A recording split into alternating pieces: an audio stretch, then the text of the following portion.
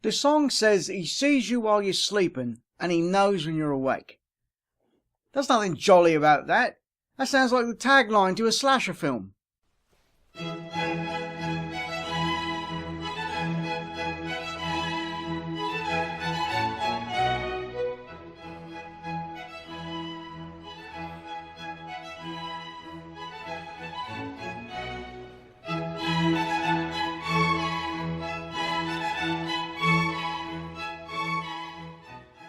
Welcome to A Brief History of the Past. I'm Kaelan and today we're exploring the origins of Santa Claus. Spoiler alert though, if you're a true believer in Santa, you may not like what you hear. The North Pole, them are fighting words, partner. Put 'em up! The history of Santa Claus can be traced back to around 280 AD. To kick us off, my field researcher, Benjamin, has been up to his jingle bells in Santa research. Benjamin?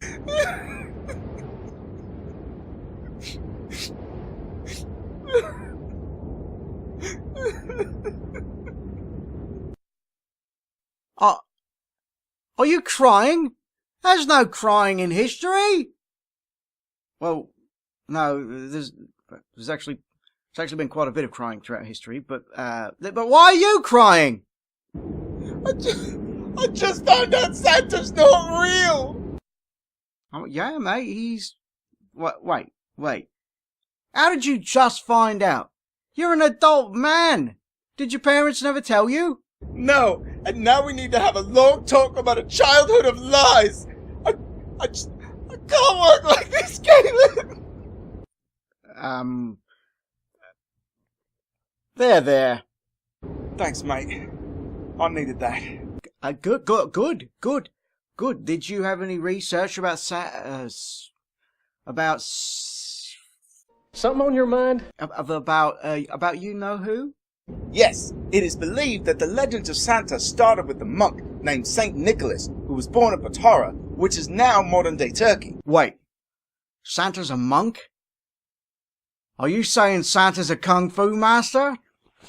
Don't be ridiculous. Kung fu is Chinese. Yeah, no, stupid. Sorry. He's a master of the Turkish martial arts. Exactly. Are you crazy? Is that your problem? Saint Nicholas was greatly admired for his piety and kindness. It's said that he gave up all his wealth and travelled the countryside helping the sick and the poor. One of the best known stories of Saint Nicholas's exploits is when he paid the dowry of 3 sisters to stop them from being sold into slavery or prostitution by their dad, allowing them to get married instead. Yeah, the old slavery prostitution story. I can see why they got left out of the Christmas legend. Those days are over. You don't have to say your body to the night. Over the years, Nicholas's popularity grew and he became known as the giver of gifts and as the protector of children and sailors. Children and sailors? Wouldn't generally lump those things together. Whatever. A feast day in his honour was celebrated on the anniversary of his death, December 6th. By the time of the Renaissance, St. Nicholas had become the most popular saint in all of Europe. Did he win like a recording contract or something? We're riding through the snow in a one-horse open sleigh. St. Nicholas was so popular that even after the Protestant Reformation of the Church, when revering saints was discouraged, he maintained a positive image in some places, especially in Holland, where they would hold the feast of Santa Claus on December 6th and give out gifts on December 5th in honour of Nicholas. Oh, those Hollandians? Hollish? Hollandese? What are they called? Aren't they Dutch? Don't be silly, Benjamin. Everyone knows the Dutch come from Deutschland.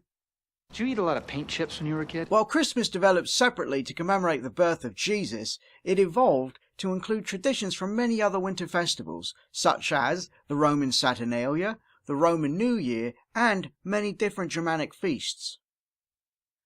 Wait, so where did they get the tradition of starting to play Christmas music on November 1st from? The Welsh? Merry Christmas, you filthy animal. It wasn't until the Reformation that the Protestants created the Christkindl, or the Christ Child, to replace St. Nick as the gift bringer. the gift-giving tradition also moved from December 6th to Christmas Eve. Huh. He was such a saint that he gave his holiday so that another might thrive. That's beautiful! Don't you stop. You know I'm a sympathetic crier. Sorry. I'm sorry. Did you have something? Yeah, the name and attributes of the gift giver changed depending on where you were. The Austrians and the Germans had the aforementioned Christkindl, which would later be corrupted into Christkringle by the early Americas. The United Kingdom had Father Christmas, while the Dutch had Santa Claus, and his plucky sidekick, the Moor from Spain, Black Pete. Why have I never heard of Black Pete? This very old bishop brings many servants who have black painted faces and wear this special costume. They all have the same name, Black Pete. Okay, yeah. No, I can see why countries outside the Netherlands wouldn't want to spread that around. Santa Claus, sans Black Pete, has the most in common with the modern Santa. In fact, the name Santa Claus is an American corruption of Santa Claus. Wait. So we got Santa's name from an ages-old game of telephone? Oh, telephone. That reminds me. Call Mum. The modern Santa is a combination of aspects from the many different incarnations of St. Nicholas, sort of like a Santa smoothie.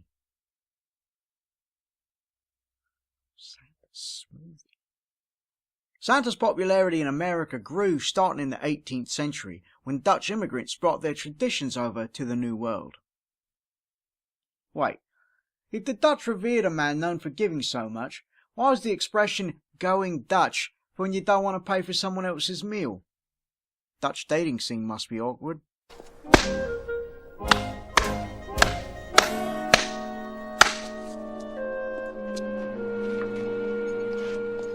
It's a common myth that the Coca-Cola company invented the look of the modern Santa Claus with the illustrations by Haddon Sundblom that appeared on their winter ads starting in 1931. But the boisterous bearded man clad in red and white had existed years before. Why must they keep drawing me like that? Does my butt really look that big to you? Haddon himself drew inspiration from the 1823 poem by Dr. Clement Clarke Moore, A Visit from St. Nicholas, or 'Twas the Night Before Christmas, as it is often known. More rapid than eagles, his henchmen they came, and he radioed and shouted and called them by name. Now Eddie, now James, now Frankel, now Uli, on Fritz and on Karl, hair long and unruly. And in 1881, political cartoonist Thomas Nast, who had been drawing Santa for Harper's Weekly, drew the first Santa that somewhat matches his modern likeness.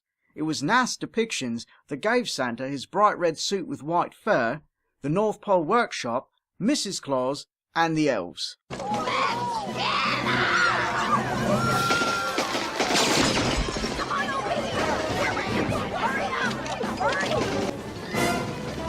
In fact, Coke put the image of Santa on their cans to help with slumping winter sales, not the other way around. The popularity of the jolly old elf would also be used by stores in the 1800s to draw in crowds around the holidays, a tradition that continues today.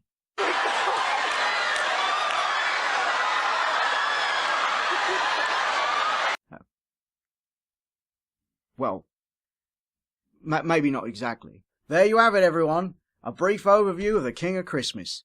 I want to thank my field researcher, Benjamin, for all his hard work. Just saying, Mum, I asked for a bike and you said Santa didn't bring me one because I wasn't good enough, but you just didn't want to buy me one!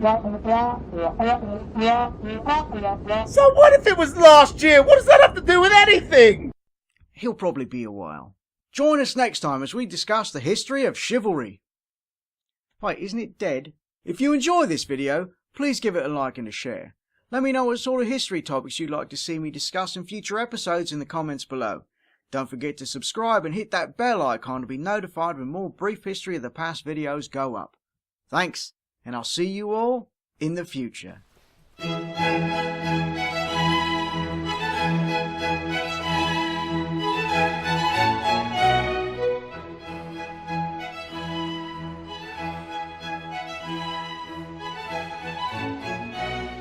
St. Nicholas was so popular that even after the Protestant Reformation of the Church, when doing the thing with the saints was discouraged, but still looked down upon today.